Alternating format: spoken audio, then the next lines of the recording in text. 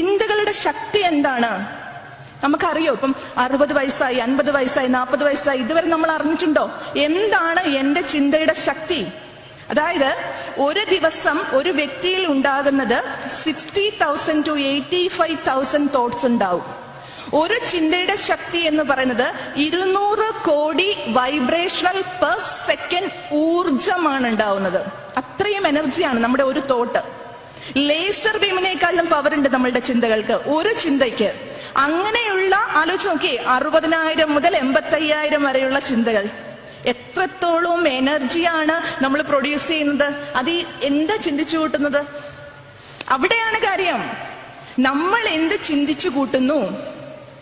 ആ ചിന്തിച്ചു കൂട്ടുന്നത് മറ്റുള്ളവരെന്നെ കുറിച്ച് എന്ത് പറഞ്ഞു, അല്ലെങ്കിൽ അവരുടെ കാര്യം, ഇവരുടെ കാര്യം, പ്രശ്നങ്ങളെ കുറിച്ച്, എന്റെ ജീവിതത്തിലെ ദുരിതങ്ങളെ കുറിച്ച് അങ്ങനെ ചിന്തിക്കുമ്പം എങ്ങനെ നമുക്ക് നമ്മൾ ആഗ്രഹിക്കുന്ന ഒരു ജീവിതം സൃഷ്ടിച്ചെടുക്കാൻ പറ്റും? അപ്പൊ അതാണ് മനസ്സിലാക്കേണ്ടത്. ഓരോ വ്യക്തിയും, ശരിക്കും പറയാറില്ലേ, ദൈവത്തിന്റെ സൃഷ്ടിയിലെ ഏറ്റവും മഹാത്ഭുതമാണ് മനുഷ്യൻ എന്ന് പറയാനുള്ള കാരണം അത് തന്നെയാണ്. നമ്മളുടെ ചിന്തകളിലൂടെ നമുക്ക് നമ്മുടെ ജീവിതത്തിനെ സൃഷ്ടിക്കാൻ പറ്റും. അതെന്തുകൊണ്ടാണെന്ന് വെച്ചാൽ നമ്മുടെ ചിന്തകൾ, വാക്കുകൾ, പ്രവൃത്തികൾ എല്ലാം ഊർജമാണ്, എനർജിയാണ്. ഈ എനർജി ഒരേ കാര്യത്തിലേക്ക് ഫോക്കസ് ചെയ്യുകയാണെങ്കിൽ അതവിടെ സൃഷ്ടിക്കപ്പെടും. എങ്ങനെയാണ് പറയുന്നത് അറിയാമോ? ഇറ്റ്സ് ലൈക്ക് അലാവുദ്ദീൻസ് ജീനി എന്നാ പറയുന്നത്. അലാവുദ്ദീന്റെ ഭൂതം ഉണ്ടല്ലോ, അത് ശരിക്കും ഒരു സാങ്കല്പിക കഥയല്ല, അത് നമ്മുടെ മനസ്സിന്റെ റെപ്രസെന്റേഷൻ ആണ്. അതിനകത്ത് അലാവുദ്ദീൻ എന്ന് പറയുന്നത് നമ്മുടെ ബോധ മനസ്സും ആ ജീനി എന്ന് പറയുന്നത് ഉപബോധ മനസ്സുമാണ്.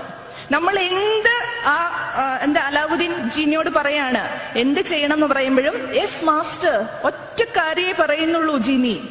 ഇത് തന്നെയാണ് നമ്മുടെ ഉപബോധ മനസ്സെന്ന് പറയുന്ന മനസ്സുണ്ട്. മനസ്സിന്റെ രണ്ടാമതൊരു തലമാണത്. ആ മനസ്സിനോട് നമ്മൾ പറയാണ് ഇത് ചെയ്യൂ, എനിക്കെല്ലാം ചെയ്യാൻ കഴിയും, ഐ ആം സക്സസ് എന്ന് പറയുമ്പം എന്താണെന്നറിയാമോ? നമ്മൾ പറയുന്നത് നമ്മളുടെ മനസ്സ് കേൾക്കും. അതിനുശേഷം ആ ഒരു ബലം, ആ ഒരു എനർജി നമുക്ക് കിട്ടുകയും നമുക്ക് ചെയ്യാൻ കഴിയുകയും ചെയ്യും. എന്നാൽ എനിക്കൊന്നും കഴിയില്ല, I am like a slave എന്ന് പറയുമ്പം എന്താ ഭൂതം എന്താ ചെയ്യുന്നേ? യെസ്, അവിടെയാണ് 3 വാക്കുകളുണ്ട്. നമ്മൾ പറയില്ലേ തഥാസ്തു, കേട്ടിട്ടുണ്ടോ തഥാസ്തു എന്ന വാക്ക്? അതിന്റെ അർത്ഥം എന്താണെന്നറിയാമോ? വേദങ്ങളിലൊക്കെ ആണെന്നുണ്ടെങ്കിലും ഒരുപാട് വർഷങ്ങളായി തപസ്സൊക്കെ ചെയ്തതിനു ശേഷം അവസാനം ദൈവം പ്രത്യക്ഷപ്പെടുമ്പോ വരം ചോദിക്കാൻ പറയും. വരം ചോദിക്കുന്ന സമയത്ത് പറയും തഥാസ്തു എന്നൊരൊറ്റ വാക്കു മാത്രമേ പറയുള്ളൂ. എന്ന് വെച്ചാൽ let it be, so B it. നീ എന്താണോ പറയുന്നത് അങ്ങനെ തന്നെ ഭവിക്കട്ടെ. മനസ്സിനെ നമുക്ക് ആഞ്ജനേയ സ്വാമിയോട് ഉപമിക്കാം. അതെന്തുകൊണ്ടാണെന്നറിയോ? മാരുത വേഗമാണ്, കാറ്റിനേക്കാളിലും വേഗതയിൽ സഞ്ചരിക്കുന്ന മനസ്സ്. അതോടൊപ്പം ഒരു പുഴുവിനെ പോലെ ചെറുതാകാനും പർവ്വതം പോലെ വലുതാകാനും കഴിവുള്ള മനസ്സ്. ഈ മനസ്സ് ഒരു ഊർജമാണ്. It's like an electricity. അതാണ് നമ്മളുടെ മനസ്സിന്. ആ ഊർജത്തിന് എത്രത്തോളം വലുതാകാൻ പറ്റും, അത്രത്തോളം വലുതാകുമ്പോഴാണ് എന്തും നേടാനുള്ള കഴിവുണ്ടാകുന്നത്.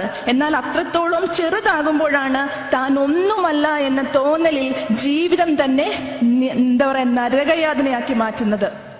അപ്പൊ അതാണ് നമ്മുടെ ഓരോരുത്തരുടെ ഉള്ളിലുമുള്ള ആ ചൈതന്യമാണ് നമ്മുടെ മനസ്സെന്ന് പറയുന്നത്, ആ ശക്തി എന്ന് പറയുന്നത്. അത് ആഞ്ജനേയ സ്വാമിക്ക് എങ്ങനെയാണ്? അദ്ദേഹത്തിന് തന്റെ ശക്തി എന്താണെന്ന് തിരിച്ചറിയില്ല.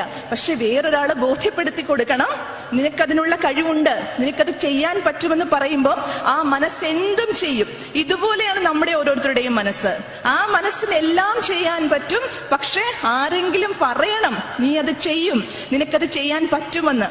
അപ്പൊ മാത്രമേ നമ്മൾ ഉണരുള്ളൂ.